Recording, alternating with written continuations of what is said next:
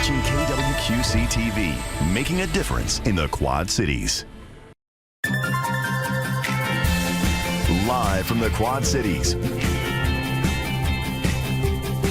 with Morgan Otier and Kyle Keel, this is Quad Cities Live. Today on QCL, it is time for a lot of us grown-ups to head back to nursery school, a different kind of nursery that is. More on the Lessons in Gardening event happening next month.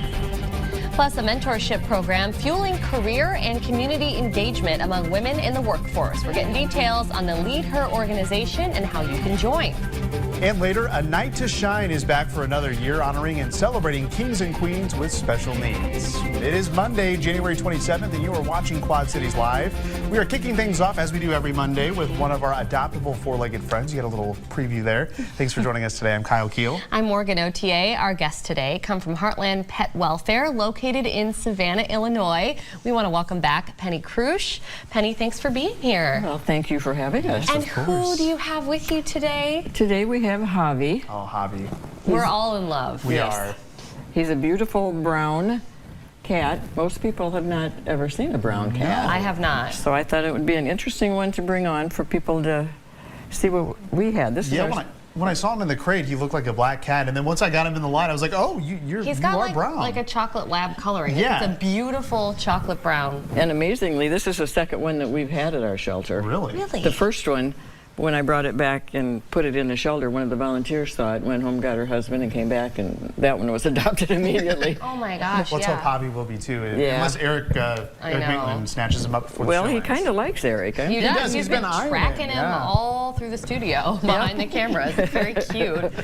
So tell us a little bit more from what you know about Javi. I mean, roughly how old and Well, temperament? he's about 7 months old. Oh, Okay. wow. You can't ever tell when you get them when they're little. The vet looks at the teeth and knows what teeth should have fallen Science. out and which Yeah. ones they had. And it drew my interest to, I knew there was cats called Havana Brown. Yeah. And it drew my interest, so I've been kind of reading up on that. And it was, they're the result of a Siamese and a black cat. Really? Interesting. Yeah. That's Yeah. crazy. And he's got a lot of the same does, features yeah. as him, other than they usually have the brown whiskers.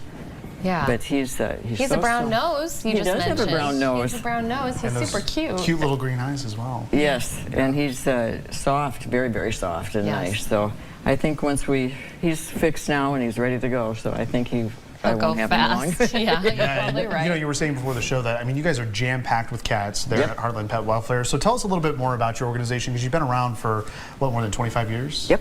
Yeah? Yep. Wow. We started in 1999, Okay. and it took us 5 years to get enough money to start to build Yeah. and get a loan. And we've been going ever since. And Good it's for just you. a small, we're small. We have like 30, 35 cats max.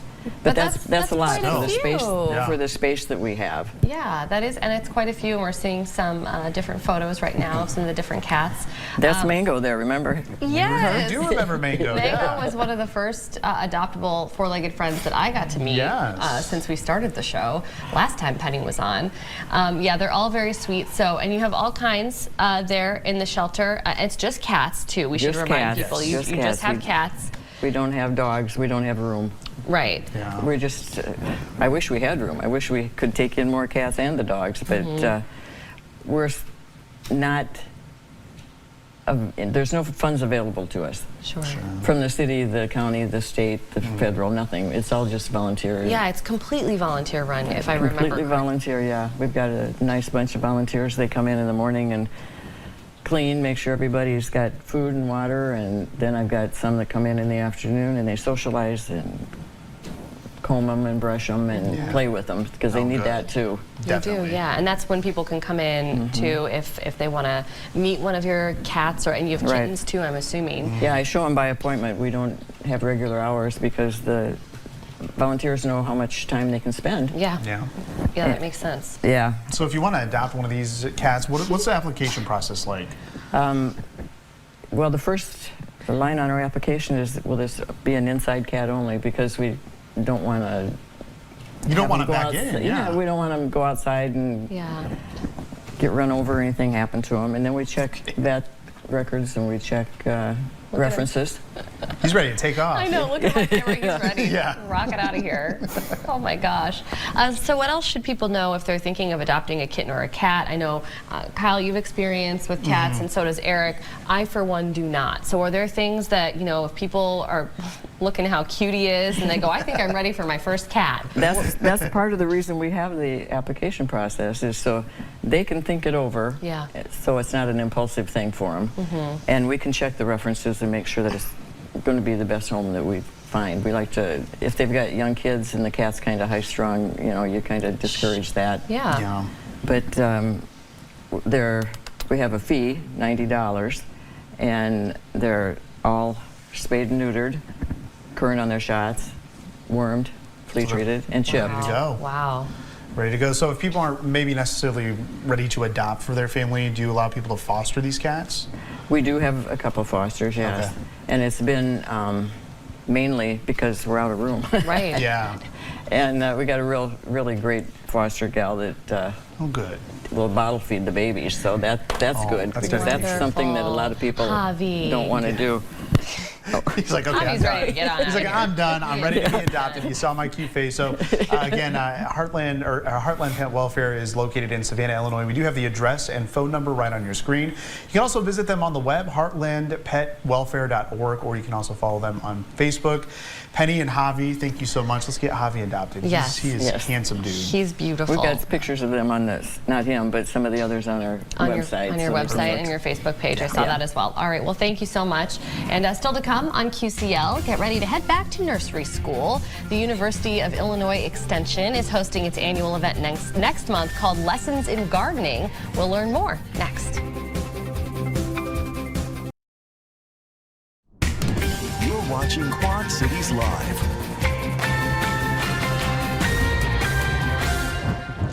Whether you are already an avid gardener or maybe somebody who is working to grow their green thumb, the annual nursery school event hosted by the University of Illinois Extension is really an opportunity to get inspired and to learn something. Joining us with a rundown of everything to expect is Tracy Jo Mulliken with the Illinois Extension. Tracy, welcome back. Thanks for having me. Yes, you are, the expert on this event. You said to me when I walked you to the studio today, it's been 16 years that you've been a part of this. 16 years that I've been a part of it. This is the 26th year that the Master Gardener's been doing it. That is incredible. Yeah, 26 years. It is set for next Saturday, correct? Or next month. February 22nd. February 22nd. I'm not ready yet. No, she's like, don't scare me like that, OTA. 26th annual event. It's set for next month. It's a Saturday, the 22nd. So talk a little bit about the event. It's very popular year after year. Yes. What makes it such a success? You know, in the middle of February, you want to learn about gardening. You want a day to think about when it's going to be 80 degrees again.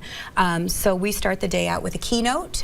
We try to get everybody inspired through the keynote. And this year it's going to be Emily Swihart, who is our horticulture educator.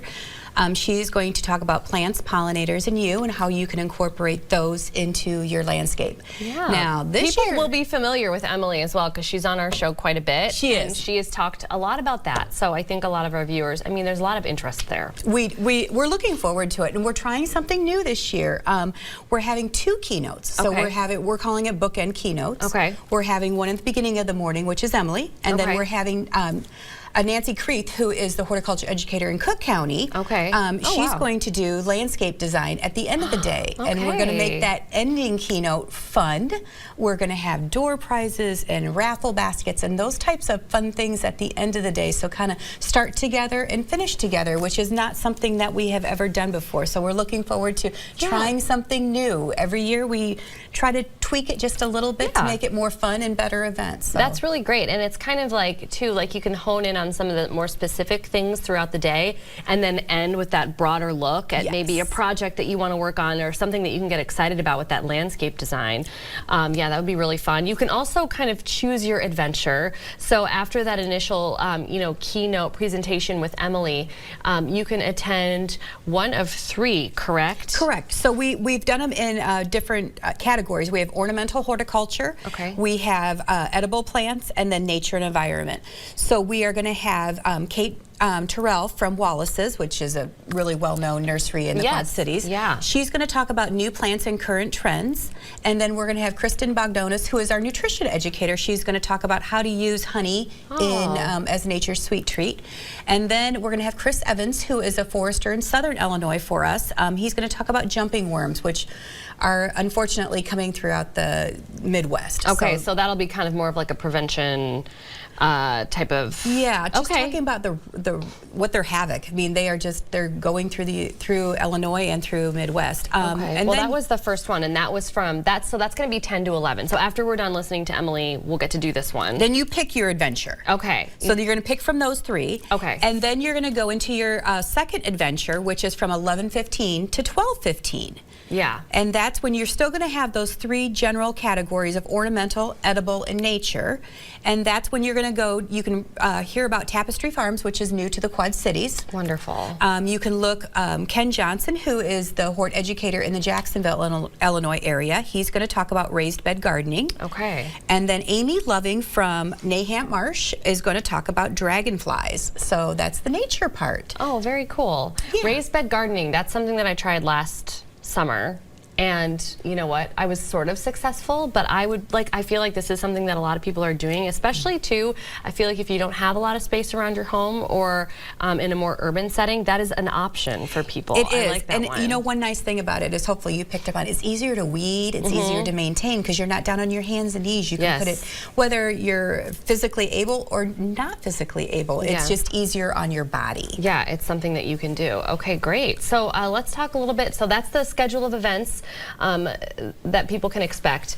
So choose your adventure. There's going to be a little break for lunch and shopping. So we love this part of it as well. When you register, all of this is included in your registration. Correct? It is. So you don't need to register for the first session or the very last session because everyone sees. And then you choose your. You're going to choose between the 2 middle ones. We are doing a taco bar buffet lunch. Lovely. So you don't have to choose your meal for that day. You can kind of cater it as you want to, whatever's hitting your stomach for that day. And then we're going to have tons of vendors, and we are still looking for vendors too. Okay. Anybody who has, if you think a gardener would be interested in your goods, whether it be lotions or honeys or pots or crocheted, those types of homemade goods is what we're looking for vendors for. Okay, I'm so happy that you said that because I would wonder if people would think maybe it's not for me because it's not specifically like garden related or something like that, but there's a wide variety. Wide variety. If you think somebody that likes to garden would be interested in what you're offering, come. It's only a $25 vendor fee, which in the world of vendors is not a whole lot. Yeah.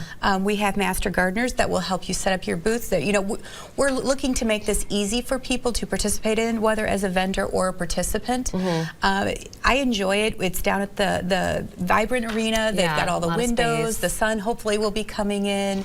And you can just enjoy a day of like-minded people, learn about gardening, and that's great. Yeah. And going off of that, I wanted to ask you as well. You can be a novice. So like I was kind of, you know, making fun of myself a little bit earlier, but really you don't have to know very much in order to go to an event like this. Like not everything's going to be over your head. There's a time to learn, and that's exactly what this is for. I mean, we've got anywhere from people who have been master gardeners for 25 years who are attending to people who are just learning how to garden, and that's okay. That's what these days are for. You learn.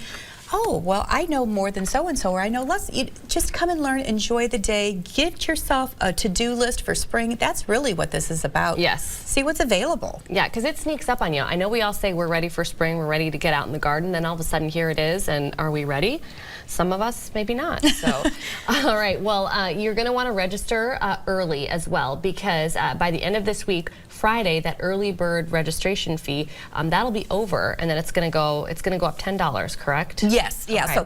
So you can go to the website below. It's goillinois.edu/nursery school 2025, or you can call our office at 309-756 888-844-9978. And yes, get registered now, save yourself some money, and come and enjoy just a fun day of gardening, of shopping, of all the things to look forward to. And it's February, like we need something to look forward to, so it's kind of like a little taste of spring. Absolutely. Well, thank you so much for joining us today. It should be another great event. Thank you for having me. Of course. Coming up on Quad Cities Live, a lot of fun and award-winning chili. The Hand in Hand Chili Cook-Off is marking its 16th year, and tickets are still available. We'll learn more next. You're watching Quad Cities Live. When it comes to making chili, you have a lot of choices. What kind of protein, chicken, ground beef, pork, also beans, no beans. Whatever your preference, you do have an opportunity to cast your vote for best chili. Joining us now is Samantha Yeager-Walrath from Hand in Hand. Samantha, welcome back. Thanks for having me. Yeah, absolutely, I love having you. It means it's Hand in Hand Chili Cook-Off. It's that time of year and it's coming up. I cannot believe it, but this is the 16th year. 16th year, yeah. Wow, for the Hand in Hand Chili Cook-Off. So talk a little bit about it, when it is next weekend, where it's being held, kind of the basics. Yep, so it is Saturday, February 1st from 3 to 6 o'clock at the fairgrounds. At the fairgrounds, Mississippi Valley Fairgrounds there in Davenport. They've got a big old building that they can put everybody in. So talk a little bit about Hand in Hand and what this event essentially means to the organization in throwing it every year. It's our biggest event of the year, so it's incredibly important.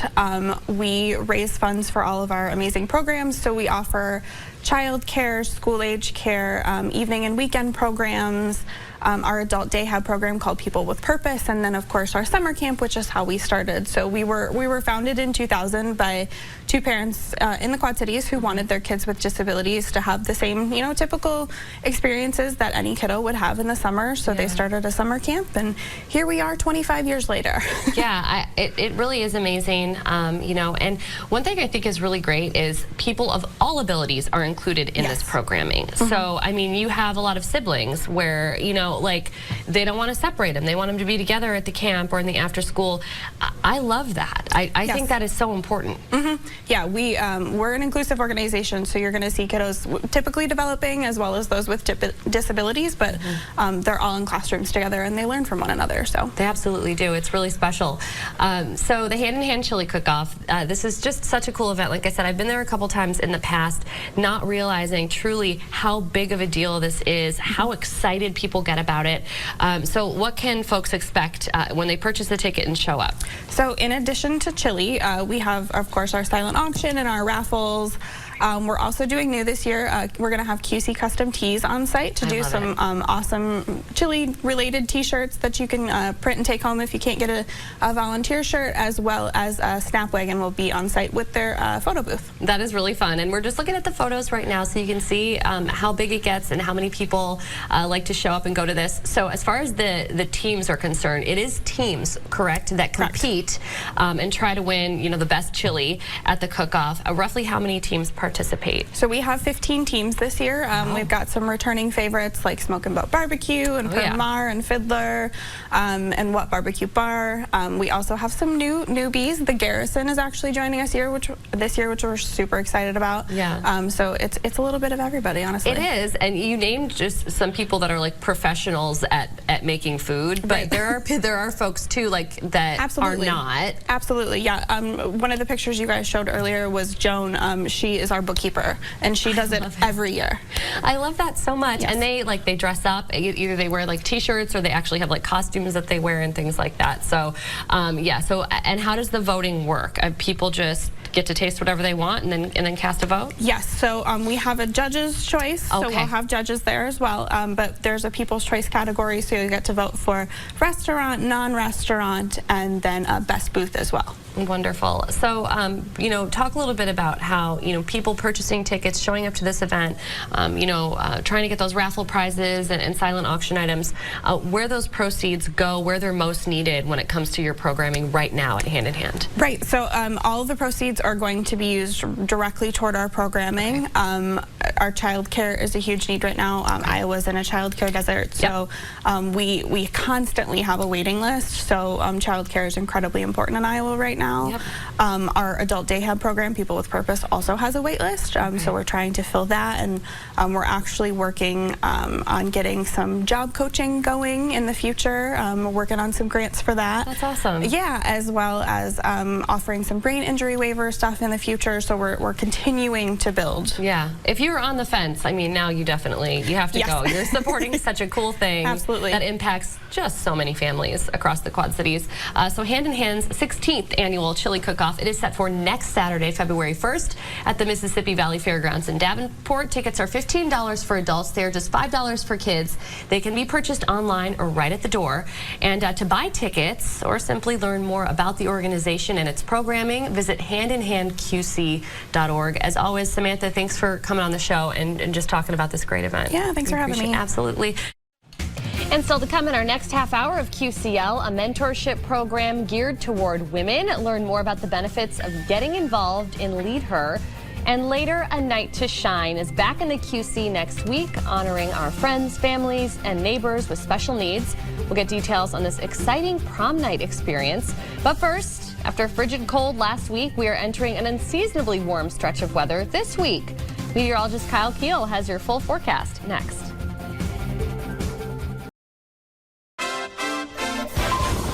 And now your first alert forecast with meteorologist Kyle Keel. Our Everywhere Camera Network shows that clouds are starting to move into our sky. Might be a couple of sprinkles or flurries here this evening, but for the most part, we've got some dry air in place, so that is not going to lead to anything that's going to impact any travel plans you might have. Let's talk temperatures, because we've been kind of up and down here today. The down part was this morning, where we woke up to low temperatures in the upper single digits to the middle teens. This is pretty much typical for late January standards, but we have warmed up nicely, and that's due in part to this very strong southwesterly wind. These are sustained winds anywhere from 20 to 30 miles per hour, gusting up to 40 miles per hour at times.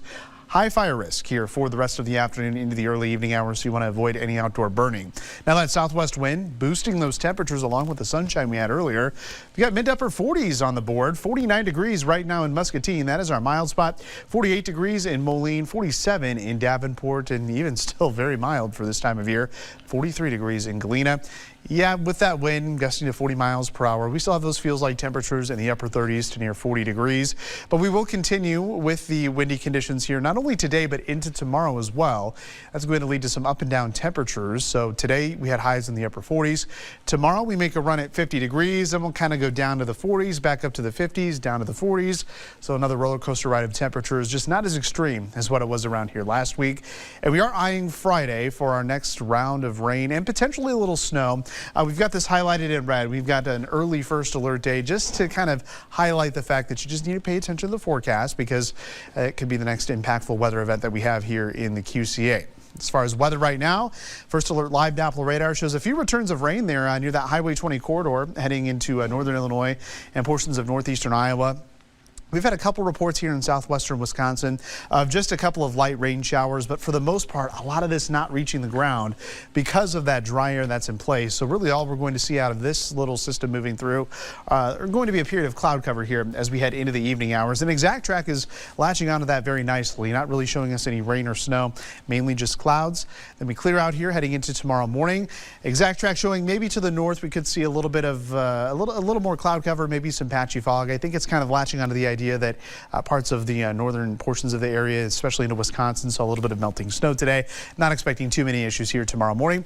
We'll keep that breezy southwest wind again tomorrow. Outdoor burning is not advised, and really we could probably spread this into Wednesday as well. Wednesday will be a little cooler, but those winds will be out of the northwest, and that means we'll see just a slight cool down, but we're still going to be well above average. Next 24 hours look like this. I got temperatures down in the 20s here tonight, but notice how quickly we warm up. Mid to upper 40s here by midday and into the afternoon hours. Again, we could have those wind gusts between 30 and 40 miles per hour. And then attention shifts to Friday here. We've got a couple of our models here indicating that there's a good shot at some rain.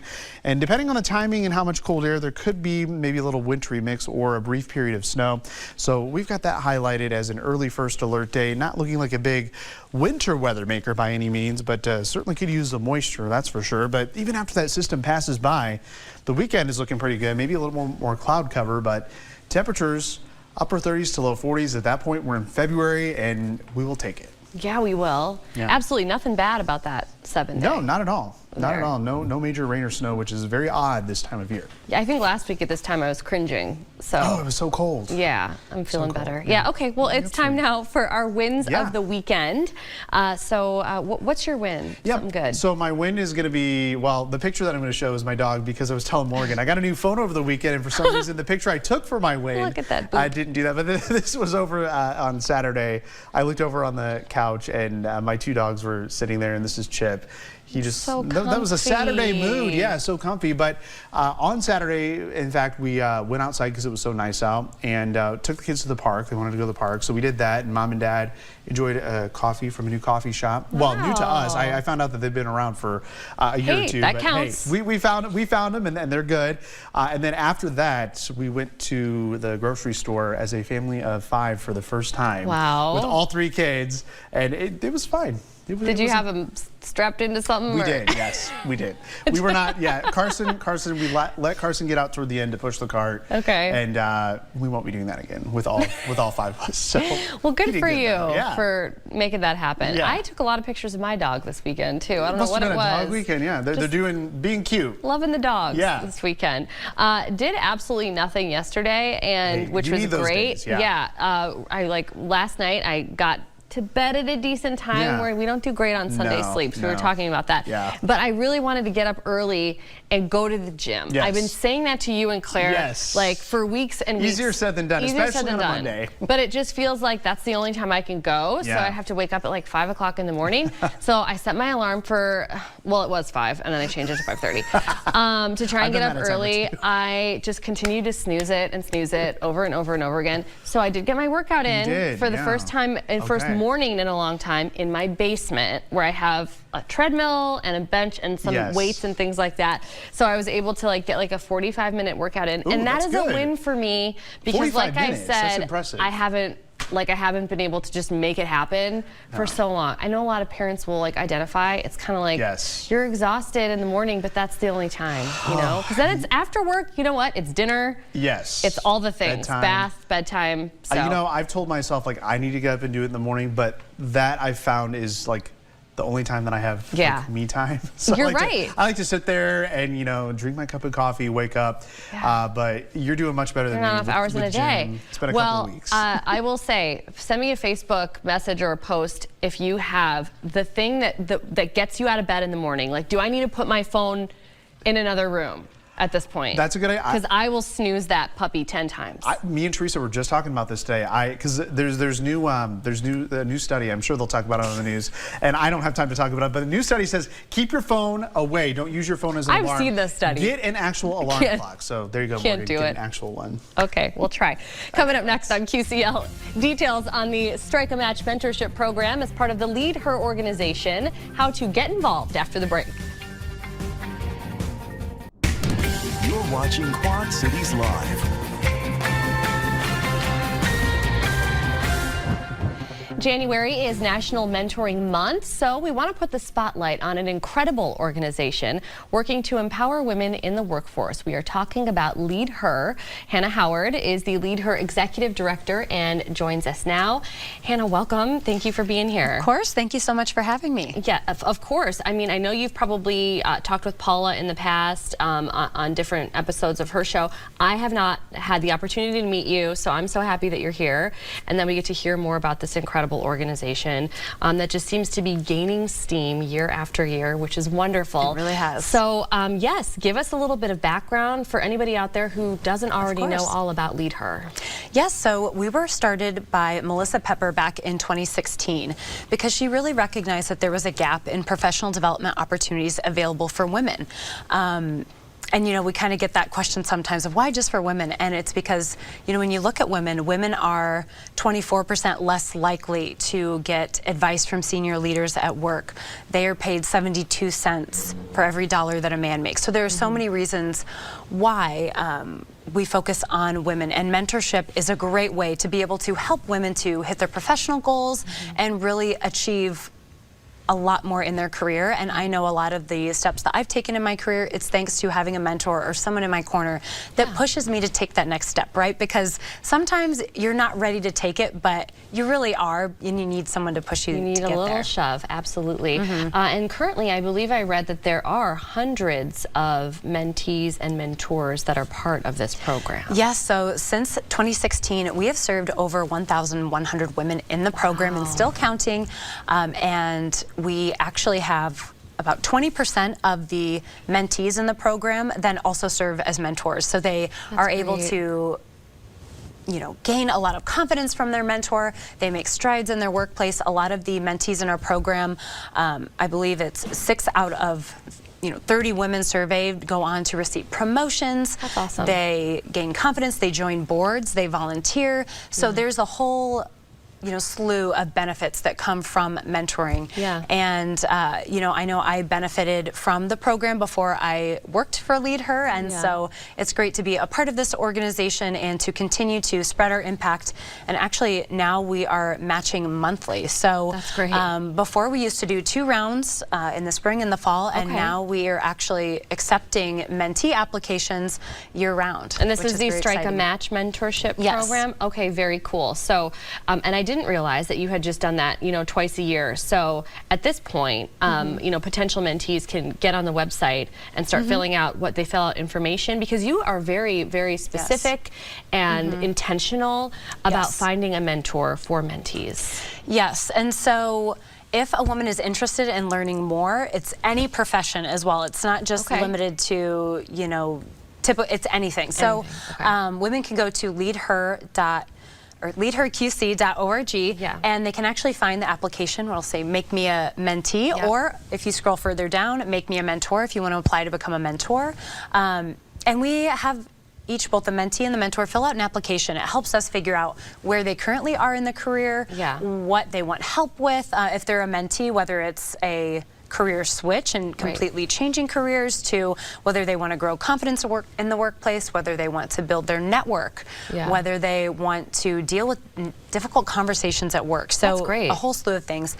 And then we're able to look at the mentor applications and kind of see, okay, what career fields are they in? Can we match them up? And of course, we look to match them up with someone they don't directly work with, that they don't already know. You've thought of it all. That's really great. Yeah, so we put a lot of thought into each match. So we really do hand match each match, and it creates a really special relationship. And we ask that once those individuals are matched, they can meet on their own, and we provide the guidelines of kind of how they can do that. And they can do it over coffee, during the workday, over lunch, or for happy hour after work. They can really choose, and they meet on their own, and they meet for 18 months, and then they can either the mentee can decide to become a mentor, or they can keep meeting, maybe just not every month, but they can continue to stay in touch. And we actually have matches that have still stayed in touch and stayed close since the very beginning in 2016. Amazing. Well, oftentimes these are one-on-one situations, but you do host many group mentoring, networking situations,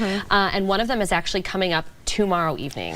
You're right, and that is awesome. Lead Her's January Social. I'm very excited for this one. We are actually partnering with Pour Brothers Craft Tap Room in Moline, and they not only just have a wall of beers and ciders, but they also have all kinds of other drinks. We will be providing the appetizers. We're actually working with Bayside Bistro, which is a woman-owned business in Rock Island. So she's going to be providing the appetizers, which are free, and it is for women that are currently in our Strike a Match mentorship program, as well as women that may not know much about us that want to learn more. And we have a fun addition to the event. We are actually doing Leading Ladies Music Bingo. I was reading about this. Yes. This is great. Pour Brothers, I was so excited when they said they were willing to do this.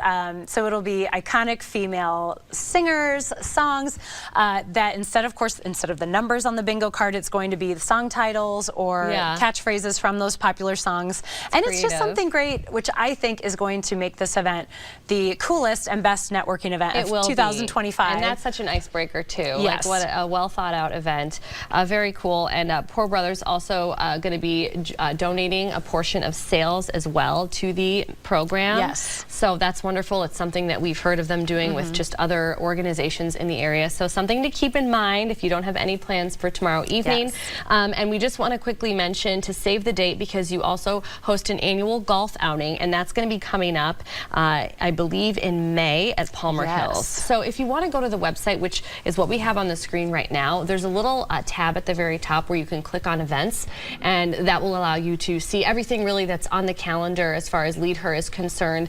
And as Hannah mentioned, as you just scroll down, if this is something that you're interested in, there's a huge button that says I want to become a mentee or I want to become a mentor. Very easy to get started with this amazing organization. Hannah, thank you so much for being here today. You're so passionate. for having It's been fun us. to talk with you.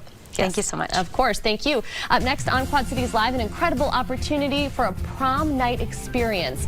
How a night to shine is spreading joy among people in the QC with special needs.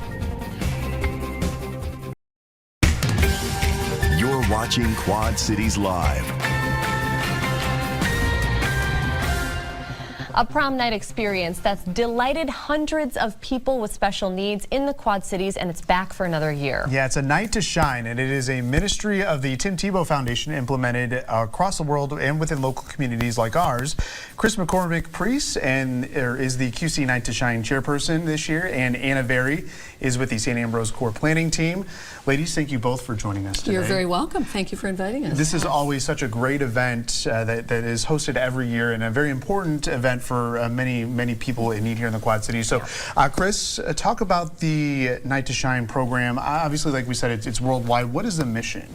Well, the mission is really to be inclusive and to break down many of the barriers that marginalize and exclude people who have different abilities.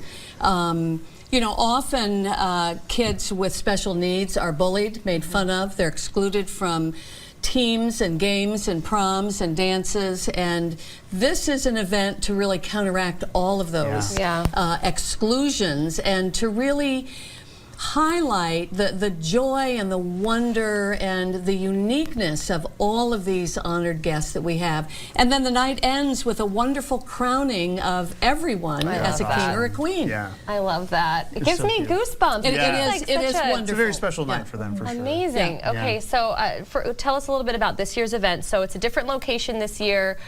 So when is it and where is it? So the location is at the Rogalski Center at the St. Ambrose campus, Okay. and the event is held always the Friday before Valentine's Day. So Friday, February 7th is the date of the event. It's from 6 to 9. We will be welcoming our honored guests shortly before that. And then we have a wonderful evening planned with dancing and dinner and lots of activities. And as I said, the crowning of all we're kings seeing and that queens right at the now. end. Look at I love that. that.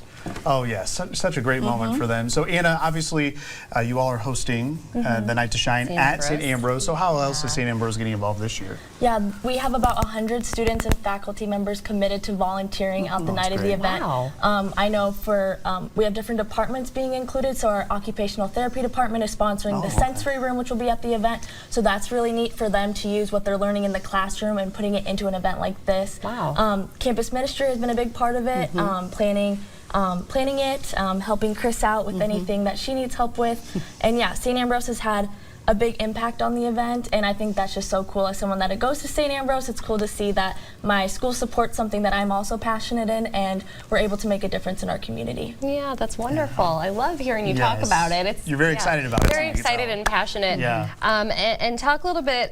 You said there's going to be kind of a welcome situation when all the guests show up. I also like to hear about this as well because aside from the crowning at the end of the evening, there's some really exciting surprises in store for when everybody arrives at the event. So guests are welcomed, and the first thing that happens is they are checked in and given a name tag that has tickets and a passport that identifies all of the different activities that are available to them. So we will escort them upstairs. They will receive a boutonniere or a flower, a wristlet. They have an opportunity to have shoe shine. They can have makeup and hair done.